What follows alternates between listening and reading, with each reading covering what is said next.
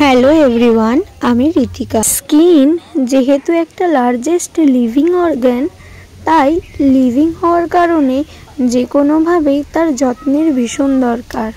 আমি মনে করি নারী পুরুষ নির্বিশেষে 9 to 5 জবই হোক বা 24/7 হার্ডওয়ার্কিং মাই হোক, প্রত্যেকের কিন্তু স্কিনের যত্ন নেওয়ার ভীষণ প্রয়োজন। আর আমি আজকে এইরকমই একটা বডি লোশনের কথা বলবো, যেটা একদম ননস্টিকি, গরমেও কোনো চিপচিপে ভাব ছাড়া অনায়াসে আপনি ইউজ করতে পারবেন।